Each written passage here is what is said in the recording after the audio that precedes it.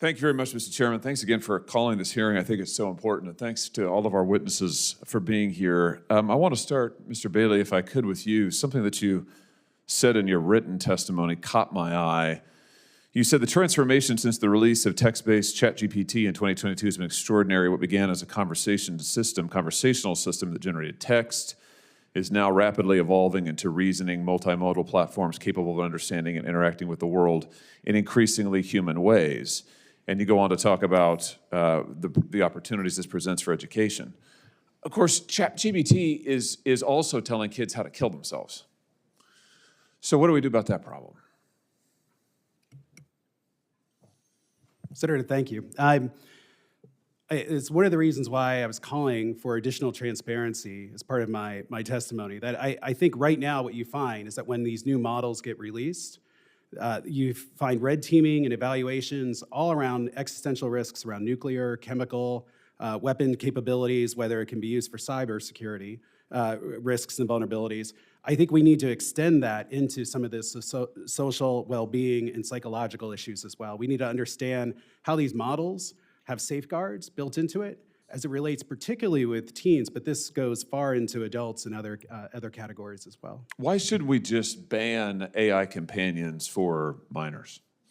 Well, I think there's different categories here. AI companions that are built and intended specifically to develop companions, I think that's a very different class than digital empathy, which again, some of the base models have, and that you want empathy when it comes to different AI applications like tutors, or for different types of patient-facing tools that help encourage someone with a chronic condition or navigating their cancer treatment.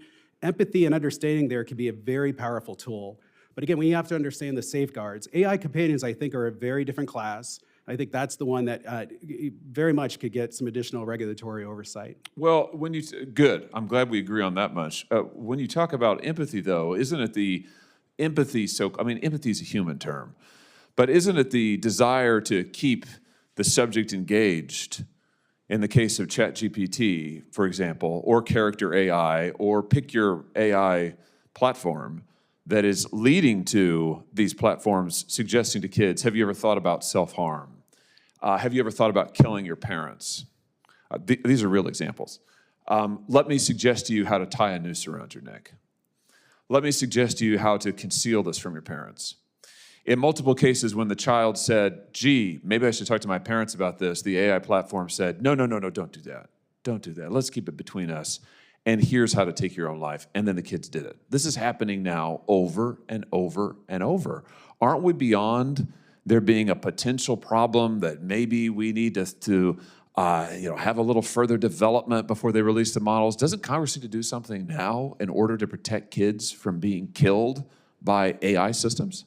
I mean, again, I think children's safety, I think anyone's safety is paramount as it relates to the use of AI. I do think we're trying to understand this. Even the AI researchers don't understand all the reasons why these systems engage in these behaviors. Too many lack the adequate safeguards that you just mentioned, that whenever there's suicidal discussion or ideation, those conversations need to be shut down in the AI. They need to be escalated to a human for intervention. And there's a lack of safeguards there right now. And that's, again, I think why pushing the companies to be more transparent about— I don't want them to be more transparent. I want them to knock it off. I want them to quit killing kids. We're past transparency. That we could have that discussion before they started killing people. But when they're killing 13 and 14 and 15-year-olds, when they're suggesting, here's how you might kill your sibling, have you ever thought about killing your parents? Yeah. These are real, this happened. This is in the record. I think the chairman put into the record much of the testimony that we heard in our recent subcommittee, the Judiciary Committee. This is happening now. Yeah. I don't want transparency. I want it stopped. And I don't want my kids being told by some chatbot anywhere how to kill themselves or how to kill their classmates. Right? I mean, I think, and I'm asking you because your testimony, your written testimony is very rosy about the prospects for using AI in education. And maybe there are applications there, but I would just note that if you review the testimony that the chairman has entered in the record, what you will find is many of these students went to ChatGPT, for example, for help with homework in much the way you laud, and were pretty soon getting told how to cut themselves. Now that's a problem. Ms. Pearson, could I just ask you before my time expires, you recommend when it comes to regulation or perhaps lack thereof, not to target any particular technology. You repeatedly say we should have technology neutral approaches. We should not engage in any particular targeting of AI technology. Why does that make any sense?